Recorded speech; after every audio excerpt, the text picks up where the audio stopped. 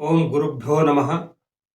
ಒಂದು ವೇಳೆ ಮನುಷ್ಯನಾದವನು ಮಾಡಬೇಕಾದ ಕರ್ತವ್ಯಗಳಲ್ಲಿ ಒಂದು ಮಹತ್ವದ ಕರ್ತವ್ಯ ಏನು ಅಂದರೆ, ತನ್ನ ಮುಂದೆ ತಪ್ಪಾದದ್ದು ಅಥವಾ ಅಯೋಗ್ಯವಾದದ್ದೇನೋ ನಡೆದದ್ದು ಕಂಡಾಗ ಅದನ್ನು ತಡೆಯುವ ಪ್ರಯತ್ನವನ್ನು ಮಾಡಬೇಕು, ಅಥವಾ ಮಾಡುವವರಿಗೆ ಅದನ್ನು ಮಾಡಬಾರದಂತೆ ತಿಳಿಸಿ ಹೇಳುವುದು ಮನುಷ್ಯನ ಒಂದು ಕರ್ತವ್ಯವಾಗಿದೆ. ಕರ್ತವ್ಯ ಆಗಿದ್ರೂ ಕೂಡ ಅದನ್ನು ತಡೆಯುವ ಮೊದಲು, ಅಂದರೆ ತಪ್ಪು ಮಾಡುವವರನ್ನು ತಡೆಯುವ ಮೊದಲು ಒಂದು ಕಾಳಜಿ ತೆಗೆದುಕೊಳ್ಳಬೇಕು. ಅದೇನು ಅಂದರೆ, ಎದುರಿನ ವ್ಯಕ್ತಿ ಯಾವ ರೀತಿಯವನಾಗಿದ್ದಾನೆ ಅನ್ನೋದನ್ನ ಗಮನಿಸಬೇಕು.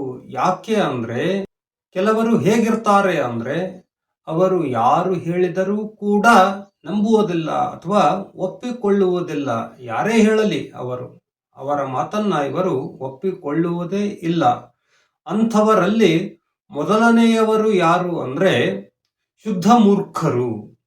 ಅಂದರೆ ಬರೀ ಅಜ್ಞಾನವೇ, ಬರೀ ಕತ್ತಲೆಯೇ ತುಂಬಿದವರು. ಇವರಿಗೆ ಇನ್ನೊಬ್ಬರ ತಿಳುವಳಿಕೆ ಹೇಳುವ ಅಗತ್ಯ ಇರುತ್ತೆ, ಆದರೆ ತಿಳುವಳಿಕೆ ಹೇಳುವ ಅಗತ್ಯವೂ ನಮಗಿದೆ ಅನ್ನುವುದರ ಜ್ಞಾನವೂ ಕೂಡ ಅವರಿಗೆ ಇರುವುದಿಲ್ಲ. ಆದ್ದರಿಂದ ಇಂಥವರಿಗೆ ಬುದ್ಧಿ ಮಾತನ್ನ ಅಥವಾ ಇಂಥವರು ಮಾಡುವ ಕೆಲಸವನ್ನ ಯಾವುದೇ ಕಾರಣಕ್ಕೂ ತಡೆಯಲು ಹೋಗಬಾರದು, ಇಂಥವರಿಗೆ ಬುದ್ಧಿ ಹೇಳಲು ಹೋಗಬಾರದು. ಎರಡನೆಯವರು ಯಾರು ಅಂದರೆ, ತಮ್ಮ ಅಲ್ಪ ಬುದ್ಧಿಯ ಅಥವಾ ತಮ್ಮಲ್ಲಿರುವಂತಹ ಅರ್ಧ ಜಾಣತನದ ಅಹಂಕಾರವುಳ್ಳವರು. ಇವರ ಹತ್ರ ಒಂದು ಚೂರು ಬುದ್ಧಿ ಇರುತ್ತೆ, ಆದರೆ ಅಹಂಕಾರ ಮಾತ್ರ ಸ್ವರ್ಗಕ್ಕೂ ಮಿಗಿಲಾಗಿರುತ್ತೆ.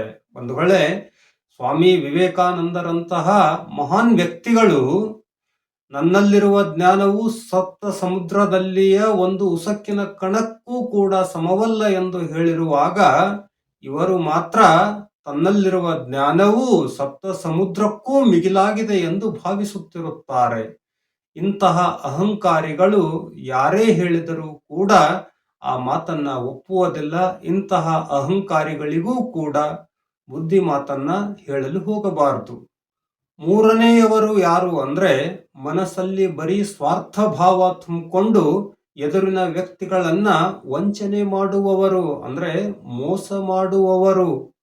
ಇವರಿಗೆ ಅಲ್ಪ ಸ್ವಲ್ಪ ಜ್ಞಾನ ಇರುತ್ತೆ, ಇದ್ದೇ ಇವರು ಉದ್ದೇಶಪೂರ್ವಕವಾಗಿ ಎದುರಿನವರನ್ನ ಮೋಸಕ್ಕೀಡು ಮಾಡ್ತಿರುತ್ತಾರೆ. ಇಂಥವರಿಗೆ ಯಾರು ಹೇಳಿದರೂ ಕೂಡ ಇವರು ಕೇಳುವುದಿಲ್ಲ.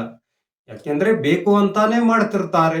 ಇವರ ಮೇಲೆ ಬುದ್ಧಿ ಮಾತಿನ ಯಾವುದೇ ಪರಿಣಾಮ ಆಗುವುದಿಲ್ಲ. ಆದ್ದರಿಂದ ವಂಚಕರಿಗೂ ಕೂಡ ಬುದ್ಧಿ ಮಾತನ್ನ ಹೇಳಬಾರದು ಅನ್ನೋದು ನನ್ನ ಮಾತು. ಇನ್ನು ನಾಲ್ಕನೆಯವರು ಯಾರು ಅಂದರೆ, ಪರಿಪೂರ್ಣ ಜ್ಞಾನಿಗಳು.